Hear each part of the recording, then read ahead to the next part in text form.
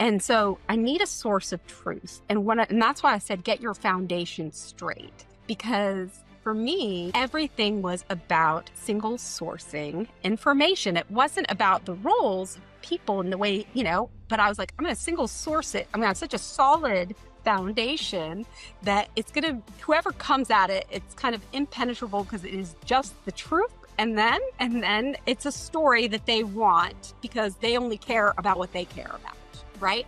And then I have to be able to give them the pieces that they need when they need it. And so I'll set up a rhythm and a cadence so that however they need it sliced and diced, they will get it. And that is the great thing about, information availability that we have today. But in order for you to create that data model, you have to be able to understand what needs to be built and who needs to interact with it. Hello, welcome to the show. My name is 𝐭𝐚𝐤𝐲𝐬, your host, and I have a super interesting conversation with Kinga Vajda. She's a leadership strategist, founder of Execute Your Intentions, and the creator of the 𝐭𝐚𝐤𝐸 system. Her career spans program management, operational design, and cultural transformation, all grounded in the belief that execution is personal. She specializes in helping leaders move from reactive chaos to intentional clarity through agile program management frameworks that honor both structure and soul. With a background that bridges corporate systems and human-centered coaching, Kinga works with founders, executives, and leadership teams to rebuild trust, align identity with action, and scale without losing integrity. Her work blends rigor with intuition, equipping trailblazers to lead in complexity, not escape it. Check this out.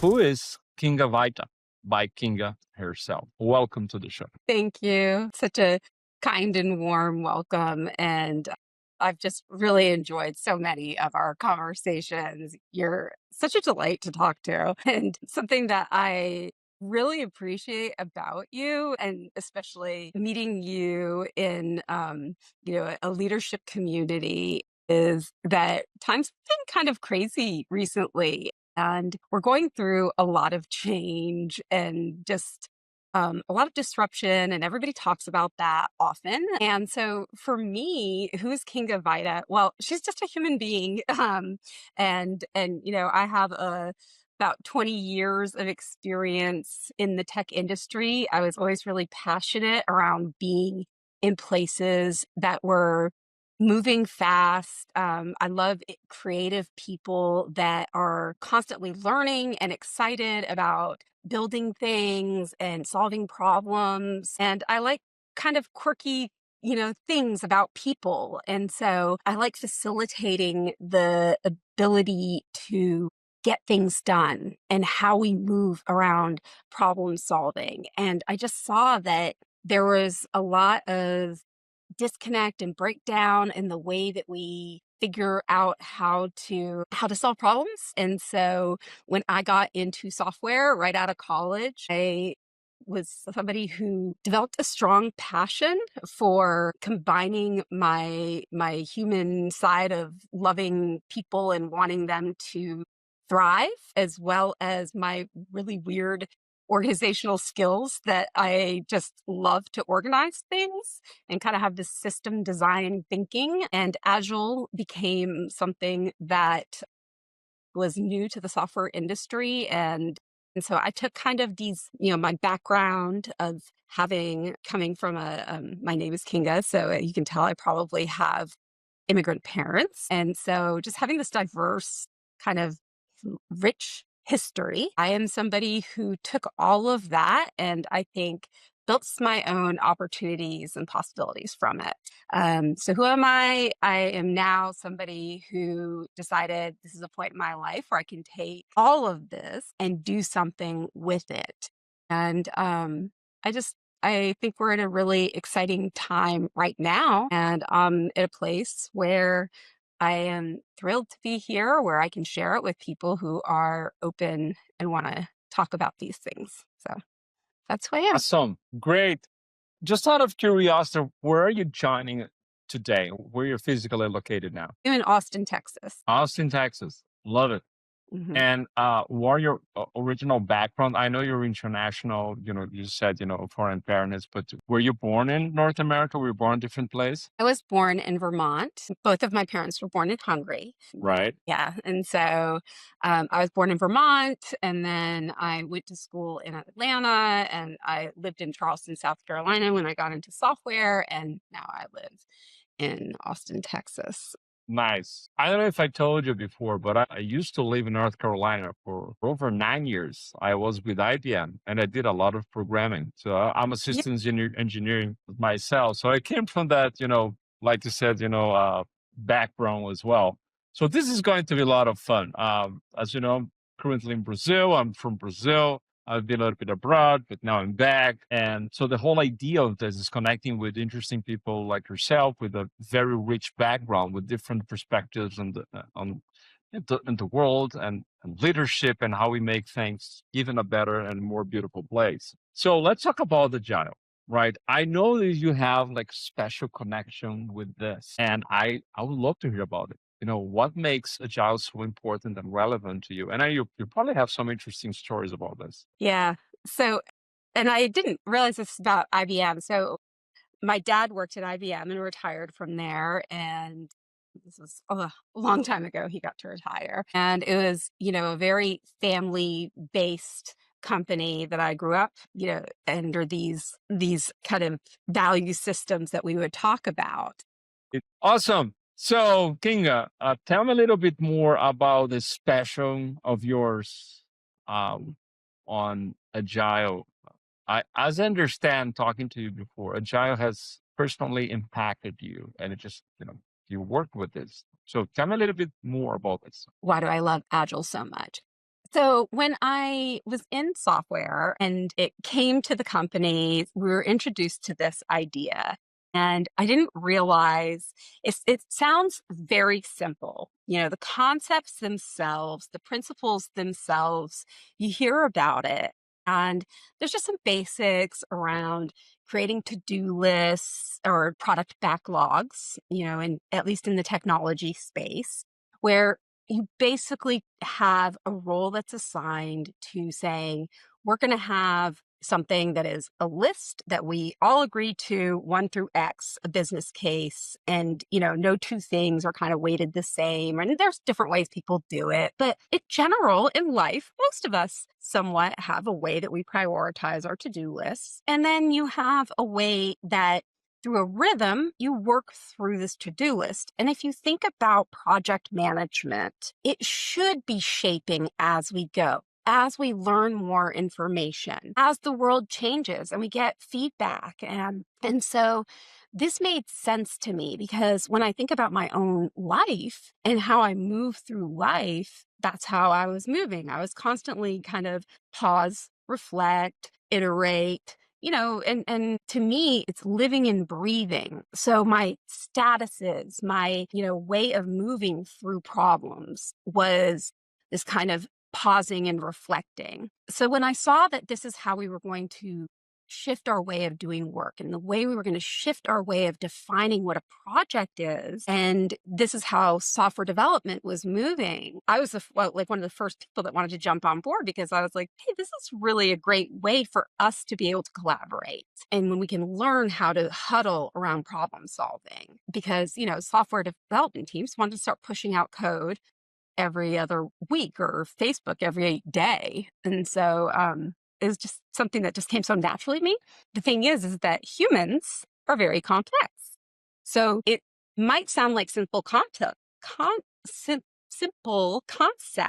However, humans and the way that we interact and our feelings and emotions and our preferences, our priorities, they really get in the way. So I got the chance to lead several of these repetitively over decades, which means I got to observe patterns of human behaviors under these circumstances of change. So That's why I think it's really exciting, is because I understand kind of how it works. And now you help leaders to work with agile development and project management. How does that fit now with your current career path? Well, I still see a lot of patterns. I think we are in this very serious time of change, and we still have a lot of change ahead of us that we are not necessarily preparing for. A big part of what I did to help the leaders. Now, I was the primary facilitator of change in terms of I saw myself right in the center of the organization. My primary stakeholders were everyone. So I literally I visioned like a three-dimensional box, and I'm the center because I had to help the executives prepare reports, and I had to help the company understand what they were doing and marching towards. I had peers, like the vice president or as a director or even a program manager in a software development situation. Every single person was my stakeholder in a moving, chaotic world.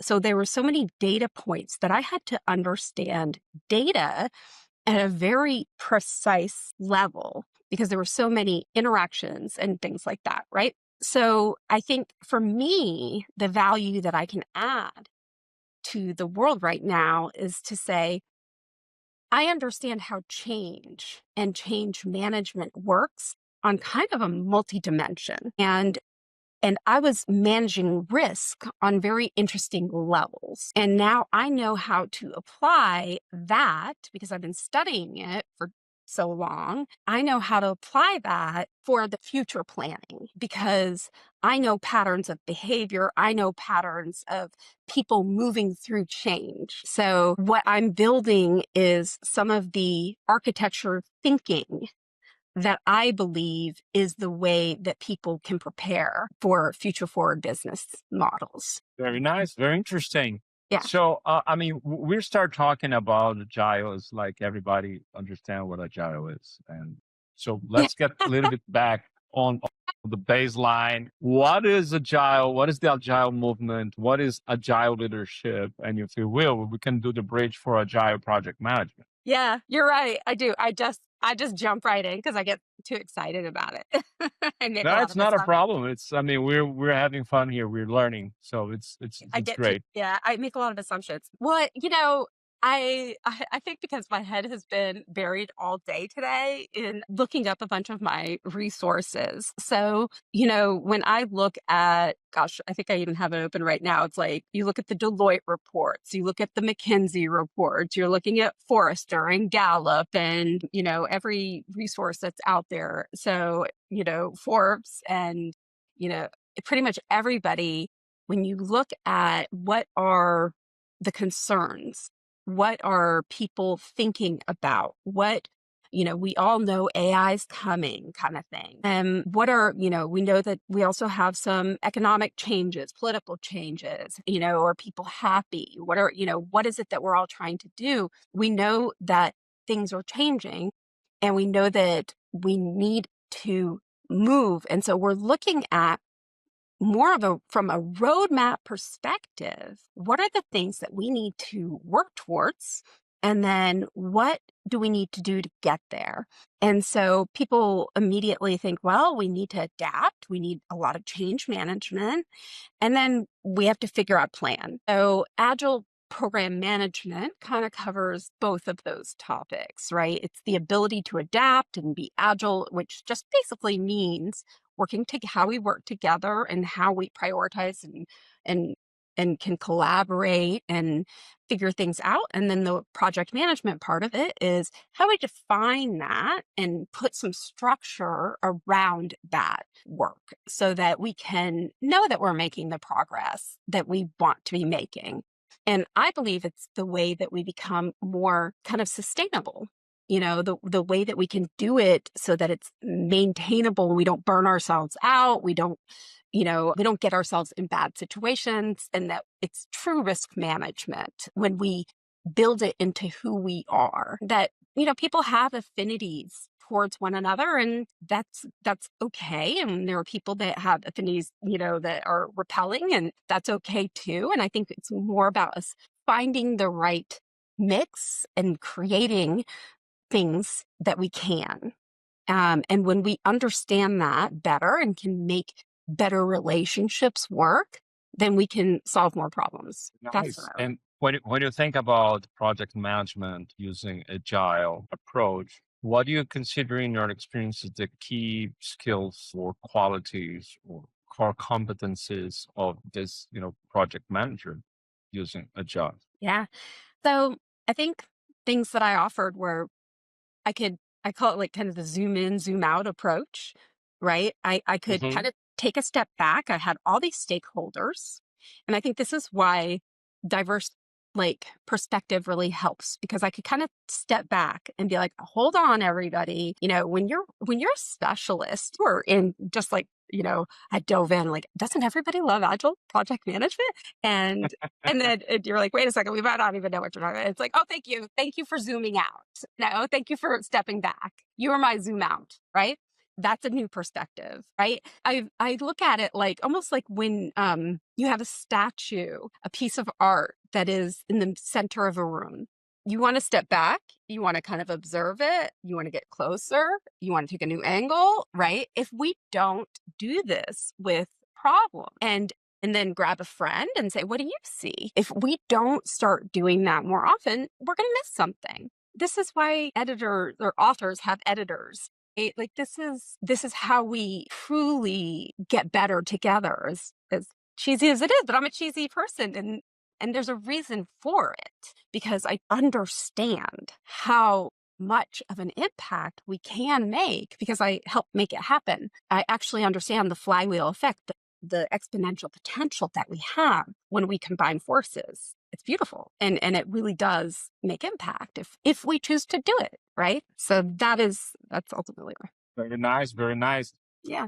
I was just wondering, you sound like a very open-minded, flexible person and take a new topic and go and master it. Where did you learn to be like that? I mean, have you always been like that, or just something that happened that made you react or process information like that? Well, so the systems thinking, zoom in, zoom out, then that developed some optimism because I saw the possibilities. And I think I just have good organizational skills. So I could, once I saw the interconnectedness of things within the system, I would be like, okay, well, that's just, there's possibilities, because I could say, well, that's just connected to this. And if when you see those things, so it's breaking things down, understanding the connections between things. And when you understand just how it works and that it does under certain situations or under certain circumstances, then you understand, you kind of get this feeling of anything is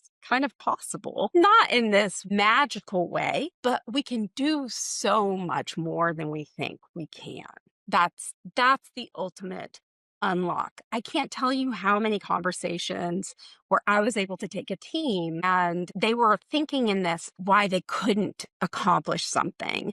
And I'm talking to highly technical people, and I wasn't honing my technical skills, but what I was honing was paying attention to the way they were responding to management, and that they were getting kind of beat down maybe in some way. And so they were becoming very blocked by personalities and the way that they would respond to one another or somebody, where I could help unblock things, where I could say things like, well, what if I interjected here? What if what if we didn't have to, what if this person wasn't kind of feeling like a roadblock here? Or, something where if they could, that people use the analogy of a river where there's rocks and we just kind of move around it in some way. And so sometimes that shift in perspective or the what ifs really help unlock people. And so I think that is a skill because you train yourself and it's over time. Those are good, people say these things all the time and they're great checklists. And yeah, they're you can post it and it seems like a really smart thing to say, but to know when to put it into an application in the moment and to be the one that's willing to say it and to say, hey, wait a second, couldn't we look at it this way? There aren't that many people that can do that. And that's because you're not trained to look for it. And so I think it's really important to have people that start training themselves to look for it or to have somebody that helps train. And so that was a very systemic thing that I've noticed and that I know because of the connections that I make through my years of experience. That's one of the things that I like. Nice. I was just thinking, I mean, if above and beyond the agile movement, when you think about, standard project management, based on your experience, what are the things that project managers and leaders should avoid? In other words, the key mistakes people do without realizing they're making mistakes and how they can avoid that. And especially why agile or it's good to avoid those mistakes. I mean, would that make sense? Yes, and I'm so glad that you asked this. I would say number one, do not make decisions for other people. That is not your role. Do not take it on as if you are the driver. Like I want ownership and a sense of self-organization to be something that I pass on for others. So it was very important to me because I kind of want everyone to feel autonomous, and my job was done if I worked myself out of a job. My goal as a project manager, that's why I now want to have more of a relationship with the decision makers and help them evolve their businesses so that they understand investment in other people where you have this relationship where people become more self-organizing problem solvers because those creative problem solving groups that become self-organizing are the most creative, amazing, innovative, problem solving, self-organizing, get stuff done, happy, thriving communities. And they move fast and they and can work towards your vision and goals in a very responsible, ethical, good way. And you can have clarity and transparency and all these things, so we can have measurements in place. It's not chaotic. I think there's some myths about Agile that's very chaotic. It depends on who you have, right? So data insights and all that kind of stuff I think is also very important, right? So there's a lot of responsible ways. But for a project manager, I've noticed a lot of them kind of take on this taskmaster role. I would do the exact opposite. I would say you can manage yourself. You're an adult, right? Like I want people to feel ownership of their own work. I want them to make commitments for themselves. I want them to manage their own time. I want them to also have a framework that they themselves understand what's going on. They kind of know who to go to or how to work with each other and that kind of things, because nobody feels, comfortable if they have no clue what's happening, and nobody feels comfortable if they don't feel welcome or appreciated. So there's absolutely we are craving this sense of belonging, community, and things like that. But I think that still individuals absolutely want to feel that they have some autonomy. And it's, we want to do the things we love, and we don't want to feel hostage to any situation or felt taken advantage of. And I think now is the time where we can reshape business models where we don't have to have traditional roles. We don't have to think in the traditional roles of, oh, you're, this role and you have to do that. I did a LinkedIn survey. I don't remember when, maybe a year ago. How do you define a project even? And I got such a wide, which I expected, a wide array of answers. Everything from like, I don't know, anything that's just messy, I just throw it to a project, some area of like clean. And this is what happened to me. This is just some like, I just need all this stuff taken care of. right? That all of a sudden gets defined as a project. It could be a software development project, right? But that's a living, breathing thing. It could be a very, a client engagement to deliver something ABC, but then the client can't change the scope, so there's so many variations. And because of that, project management in itself, the PMI Institute joined with the Agile Alliance. And so, they're recognizing that change is necessary. And then we have the Change Management Institute. And then we have, so this overlap of skills. And we have integration management, and we have mergers and acquisitions. And when that happens, is that a project? So the truth is, it's all change. It's all humans interact. That's to me, ultimately, if we kind of just take all these labels away, we can get a little bit more simplified about it. Nice. Before we continue, how people can get in contact with you, Kinga, to know more about your work, how you can help leaders with their project management challenges. Yeah. Thank you. Um, so I'm on LinkedIn, and my name Kinga Vajda, and I have been building my website, and I just revamped it recently. And so I would love for people to check that out, execute your intentions. So I'm building a lot of kind of the modular type thinking that I have been talking about. So I think when we can kind of break things down on a level where people can access information, it's helpful. So that is my intention, is that people can access the granular level and modular level that we need. That'd be nice. Yeah, Thank you. thank you. So you mentioned this before, and I'm keeping this in the back of my mind, but it's still present here. How is AI going to impact project management? I mean, how do you see AI being a player on this environment that's so quickly changing? So I think, at least people are talking about it. So this is a good thing. And what they're talking about is we're recognizing that it's a mirror of humans. And I think it's also going to be a mirror of our relationships.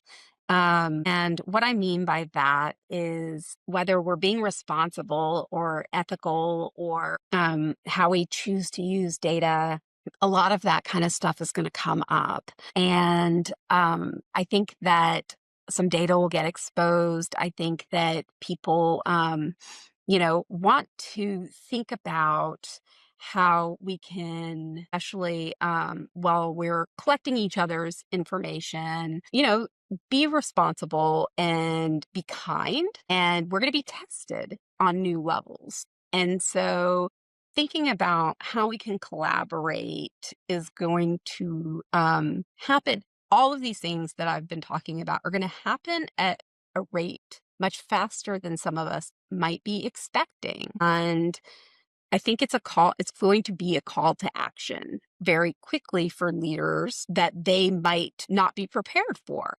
And so I really, I think that it's also going to be an exciting time, because I think that it is the time that when people want good for each other, and they want to finally like see some great change, we have a chance to like amplify some of the wonderful things that we want to see happen. So it's going to be that kind of shift, first of all. So I think I'm very excited about the possibilities, because to me, that's what it represents, is kind of this, reflection of us, as well as an amplification of what it is. And as I just spoke about, there's possibilities out there. So it's, which one do we decide to outpace? I'm going to work my tail off to make sure that we amplify the positive. And I know you're working on it too.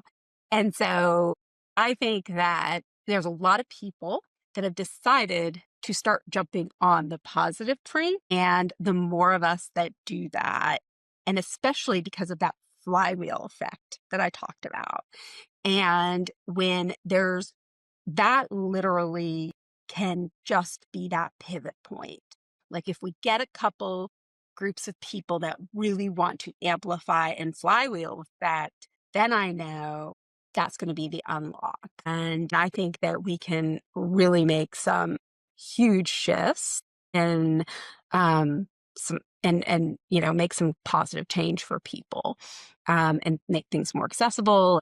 And so I'm excited about the opportunities because if you think about how much talent and creativity some people have within them, and now they have the tools for their imagination to be released. I think that that is so cool because I see some beauty and talent within some of my friends and family that I've never seen them get to like really unleash and they have creative ideas, and I think that we're going to see a new emergence of some really cool leaders.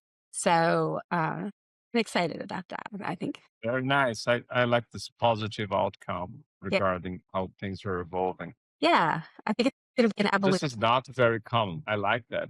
I was thinking here again. I understand that you have a very unique way of seeing the world in terms of program management with agile and all that stuff. But I think that there's a few things that are unique within you. What do you think is unique about your work when you do agile project management or agile leadership? Because there's like a few key components in your expertise that are just different from the mainstream. I don't know if this question makes sense, but it's like, what is the essence of Kinga that makes Kinga a different kind of work with project management and agile leadership? Yeah. I mean, thank you. I think it's unique because of, kind of going back to my background where, I was raised looking like a lot of the people that I grew up around, but on the inside, feeling like a complete outsider.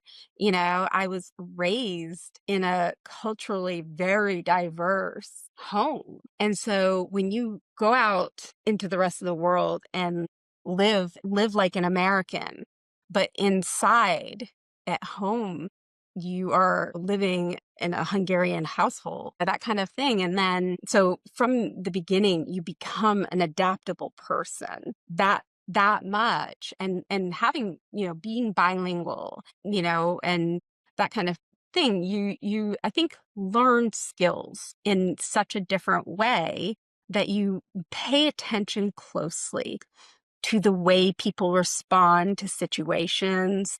You pay attention to interactions in a much different way. And so I think that that gave me maybe an advantage. And so just my personal background shaped who I am. And I have a very creative mother, and my dad was an IBM engineer, and we talked about values and things like that. And he had a very strong sense of conviction. And I think I have a very strong sense of conviction. And I am a very passionate person around kind of doing what I think is the right thing to do. And I think that we don't have many people who um, are grounded in and care about what they think is the right thing enough that they are willing to stand up against a room full of people. And quite frankly, I am. And so I think that these things combined have just allowed me to say, I really care enough, honestly, like this is my passion. It is my purposeful. It's what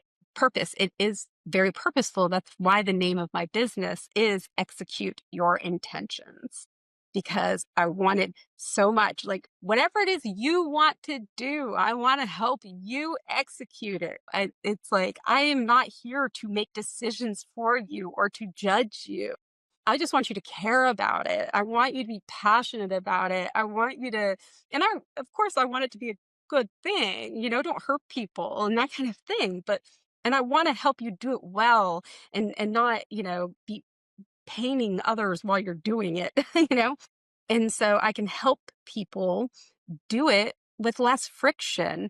If there's friction up front with everything that changes, right? But because I kind of see things, I see patterns. To me, I just have that skill. I do see patterns, I think, that a lot of people can't see. And to me, that's a gift that I want to give people.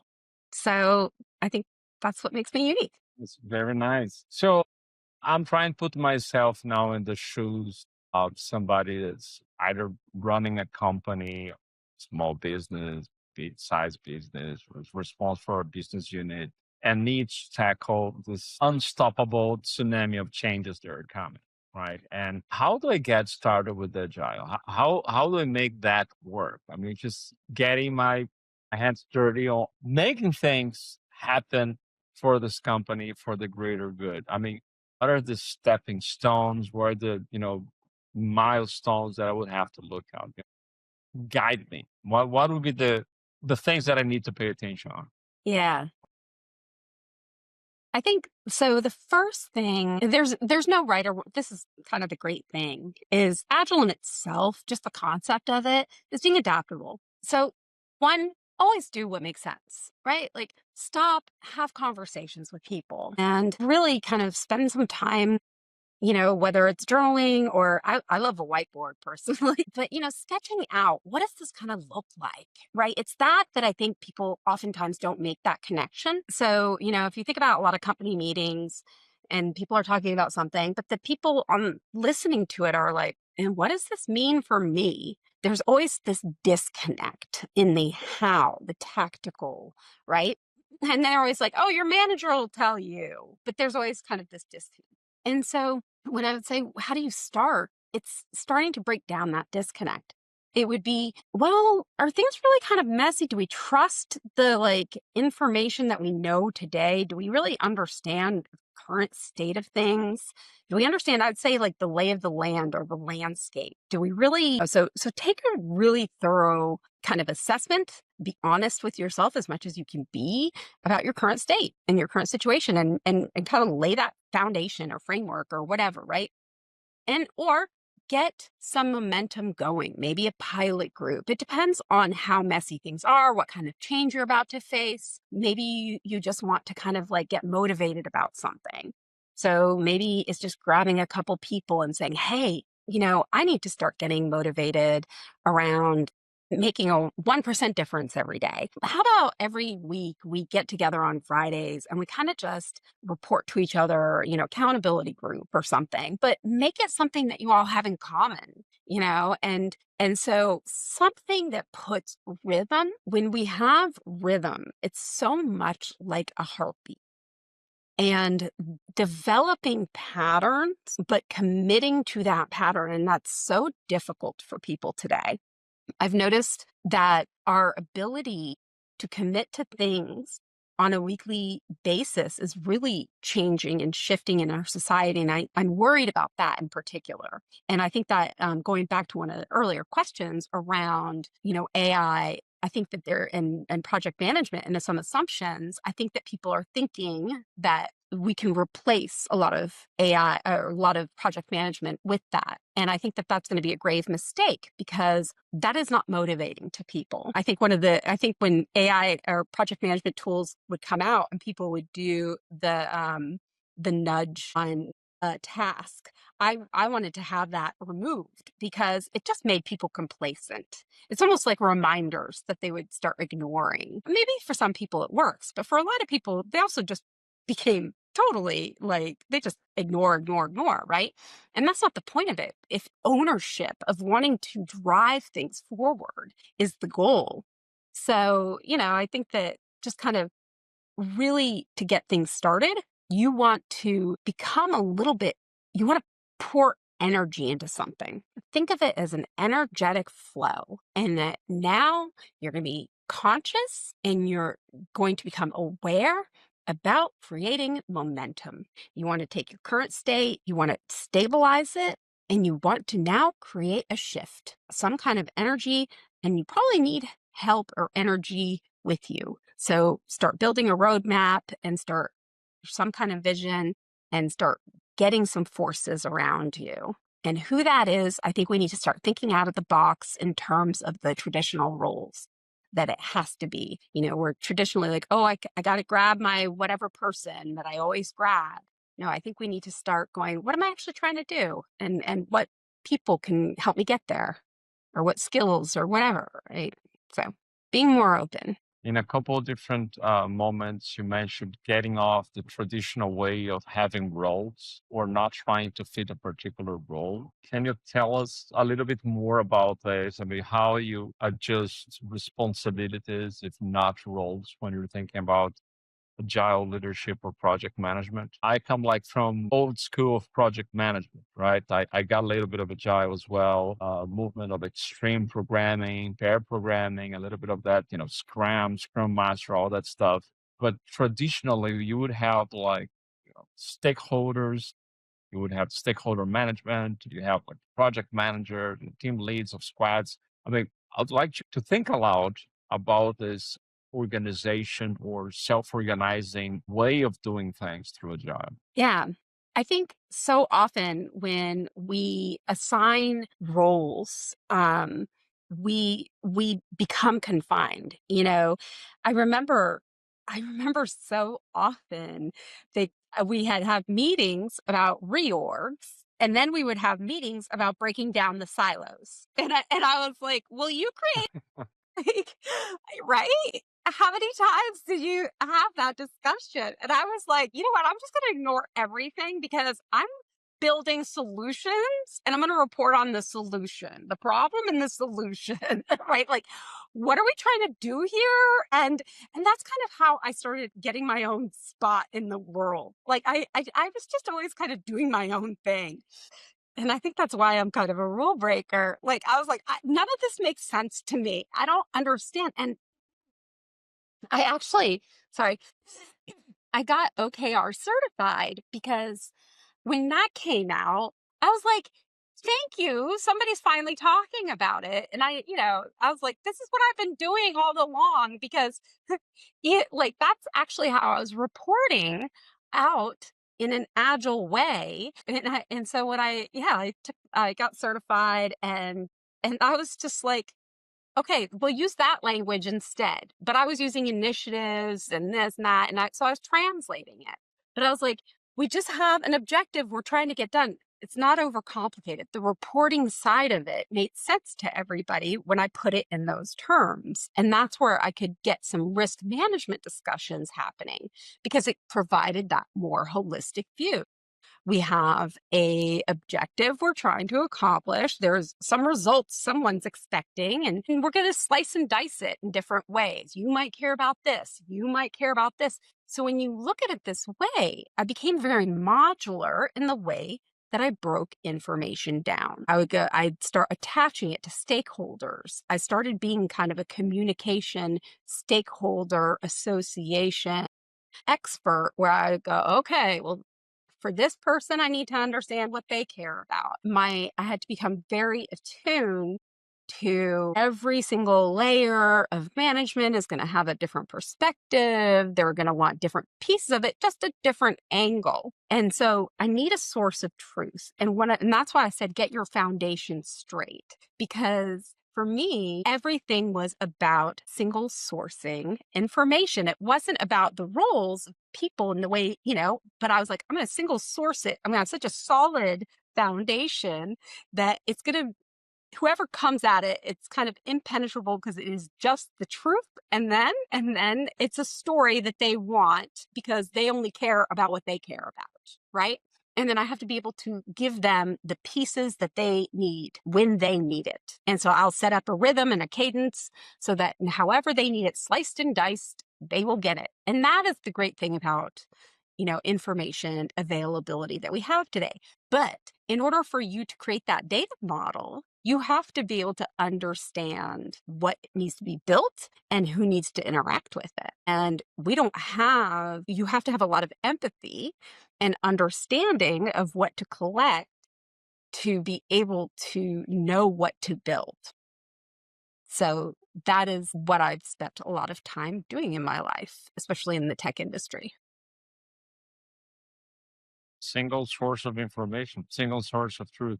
I won't forget that. That's really nice. I like Yeah. the way you put it. King, it was really nice talking to you. Learned a lot here. I'm really reflecting on some of the things that you said. So I really thank you, your presence, your wisdom, your time sharing with with me and the community and the audience. And I would love you if you could finalize our episode with a special message to the leaders and executives that are listening in and how they can get motivated to keep moving things in a flexible and agile way.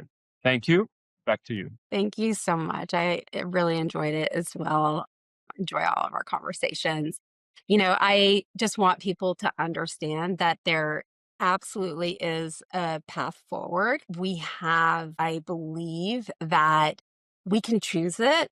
We have to invest in one another. We cannot do it alone because the relationships that we have, well, with ourselves, but also with each other, that sparks that creativity and that momentum. And so we should pause and reflect and make sure that we're doing that. And to me, that's a due diligence that is worth it. It's really well worth it. And be open to taking that step back, that zoom in, zoom out, and lead with conviction. If you really believe something, stand up for it. Where we don't we don't just sit by and let things slide if it doesn't feel right, because this is the time where we can build something that feels and honors exactly what it is, because we're amplifying. Right now is the moment that we're amplifying it, so make sure you're amplifying what it is you want to amplify, right? Like, don't amplify something you don't want to be. Do it and do it well.